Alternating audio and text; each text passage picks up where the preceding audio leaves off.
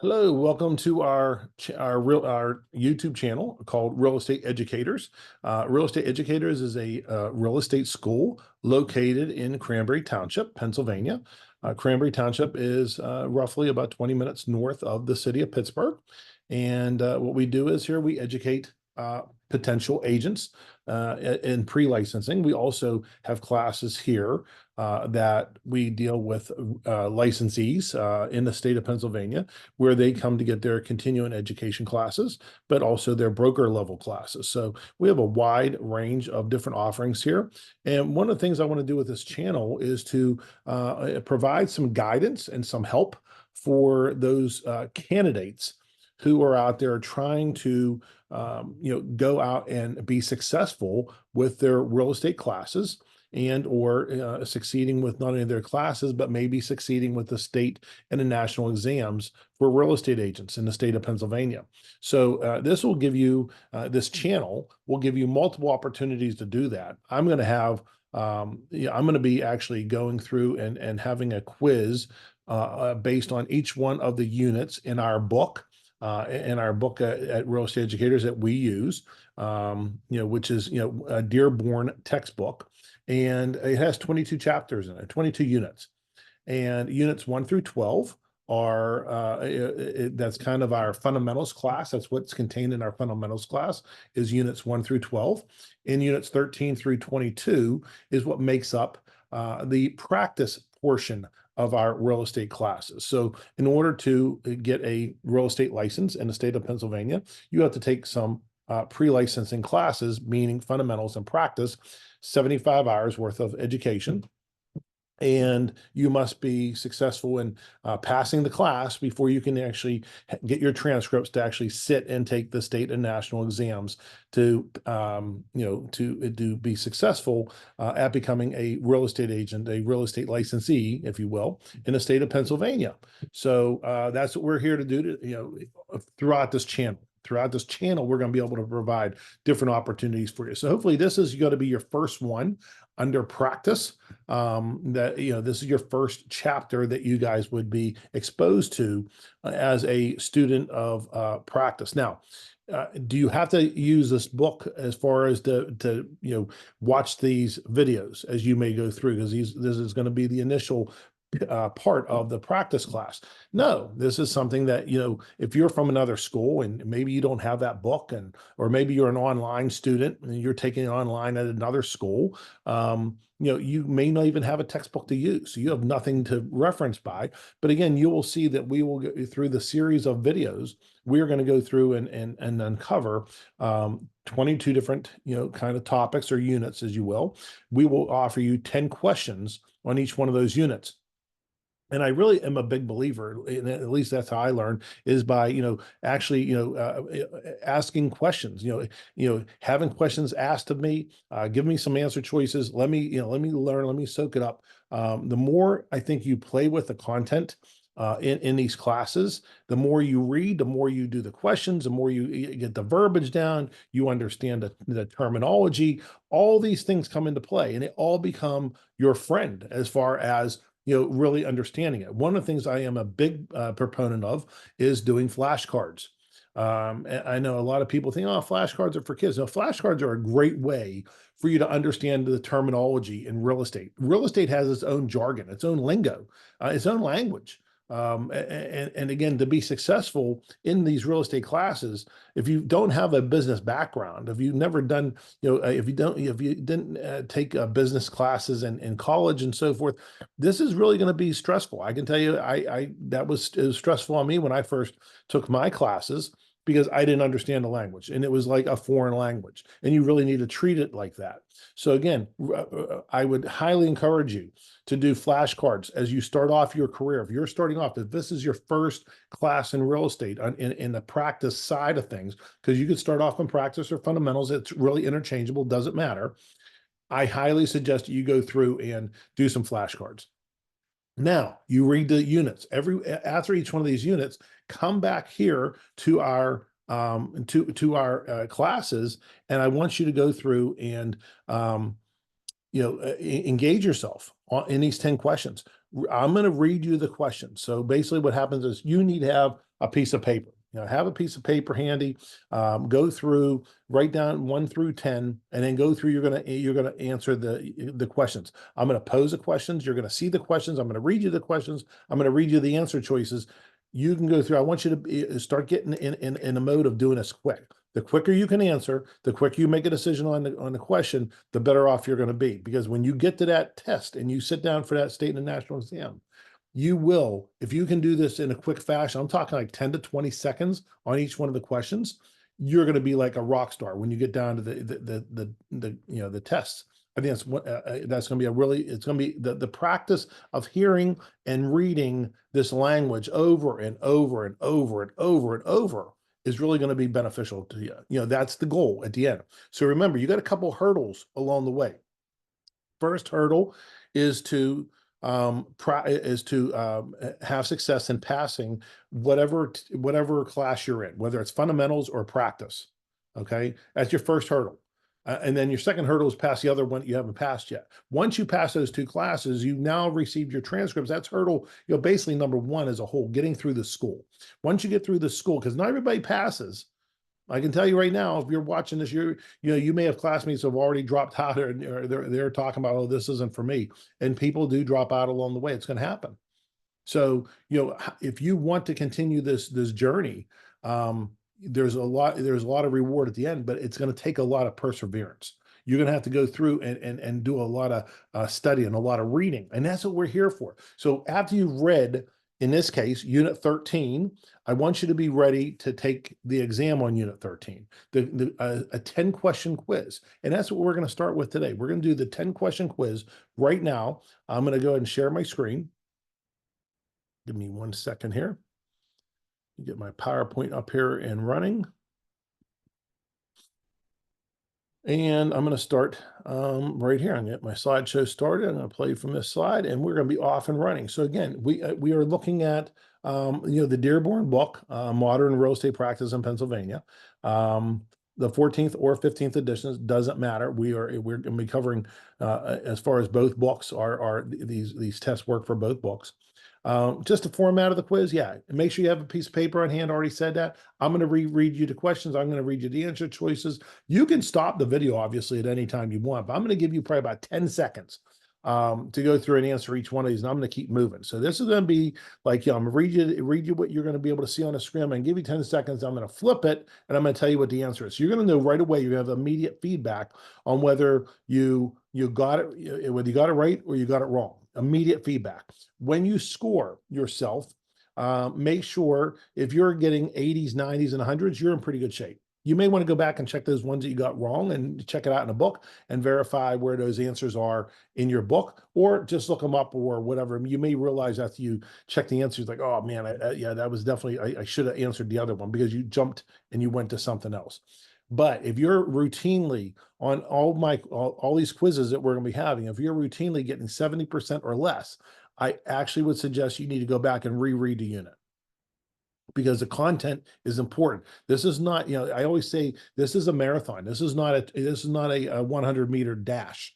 It's not the first one to finish reading and the first one to get done is gonna be the ultimate winner. You need to make sure you build your foundation. Okay, and the foundation is going to be in the reading. That book's thick. There's a lot of reading in there, but it's going to be really impactful for you to read, then take these quizzes along the way too. This is not going to be a substitute for you paying attention in class, because your instructor may not go over these questions with you in your class. As far as they may have some different ideas about what they're going to hit. For example, here's a learning objectives for Unit 13, and the unit's called the real estate business. So after you've completed reading Unit 13, you should be able to do the following. Number 1, identify the various careers available in real estate and the professional organizations that support them. Definitely should be able to identify that. The second bullet point, distinguish between physical, economic, and social characteristics of land. You need that. You don't even need it for this quiz. You're going to need that for when you take your state and national exams. There are questions on your state and national exams on that bullet point. That is a very, very important one. So is the next one. Explaining the economical, political, and social factors and types of housing that can influence supply and demand. That's something that's going to be discussion points probably in your class.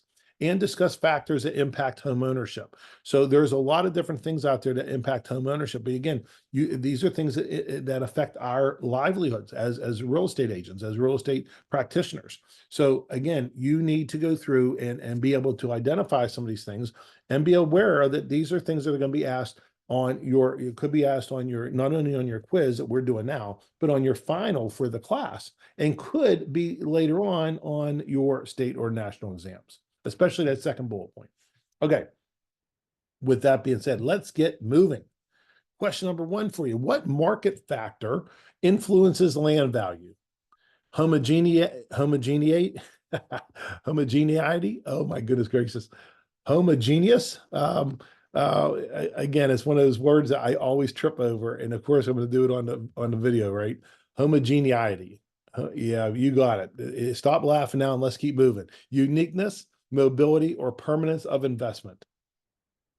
Okay, I'm going to give you guys 10 seconds, and I'm going to flip and give you the answer. So write it down on your paper. Number 1, 2, 3, or 4. What's your answer for question number 1?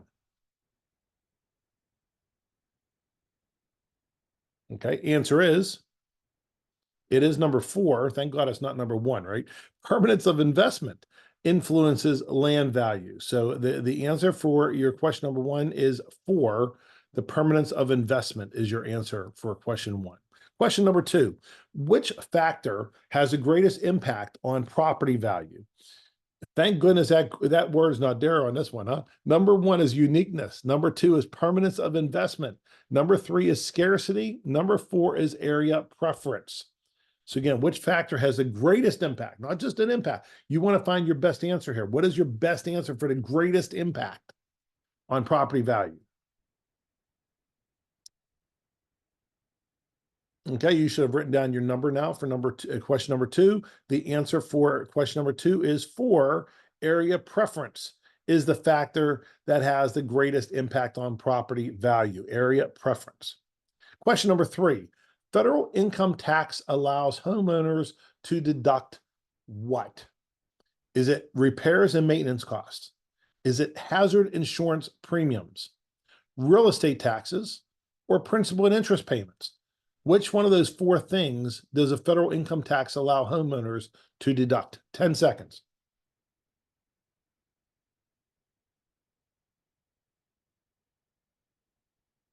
Okay, answer is number 3. Real estate taxes can be deducted by homeowners. Your answer is real estate taxes, number 3. Question number 4. Basic homeowners insurance protects against all of the following except, notice that word except. Pay attention to these words that say all or except, or there's going to be certain key words in different questions. This one's saying that you basically have to figure out which one is the one that stands out that is, that is not one of the basic homeowners things that are covered. Is it fire and lightning? Is it flooding? Windstorm and hail? Water damage? Okay, which one is not covered under a basic homeowner's insurance policy?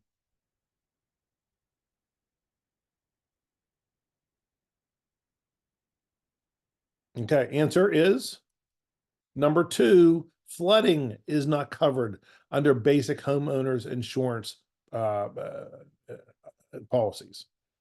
Question number 5. A lot sold for $88,000, earning a 10% profit. So if it was, if it's $88,000 now that it's sold for, and knowing that it earned a 10% profit, what was the original cost of the property?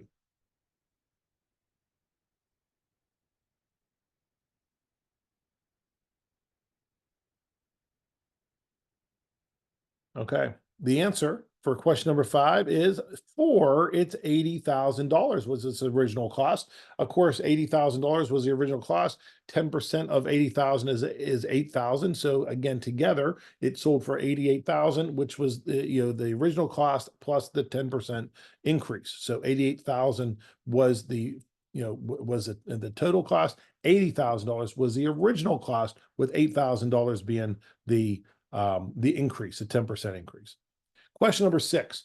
All of the following are property use categories except Number 1, residential. Number 2, developmental. Number 3, agricultural. Number 4, industrial. 10 seconds, you're on a clock.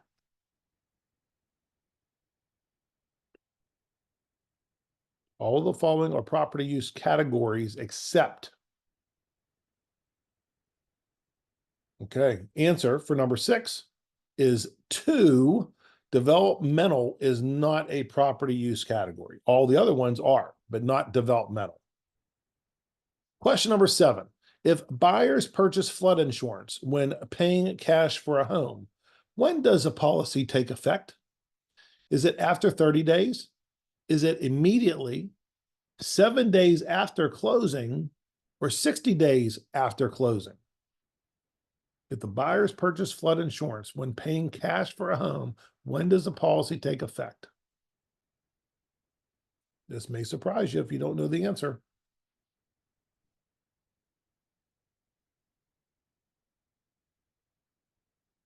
Answer is number 1. The policy takes effect after 30 days.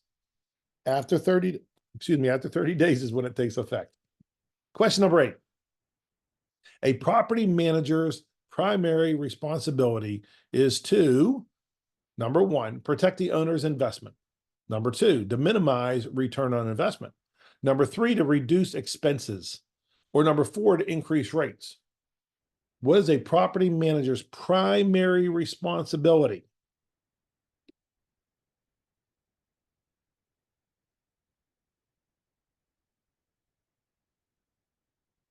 Answer is number 1. A property manager's primary responsibility is to protect the owner's investment. Bottom line, that is what they're there to do. Answer is number 1. Number 9, which organization is the largest trade association for real estate licensees? Is it number 1, the National Association of Realtors? Is it number 2, the National Association of Real Estate Brokers? Is it number 3, Real Estate Educators Association? Or number 4, American Society of Home Inspectors? Okay, which one is the largest trade association for real estate licensees?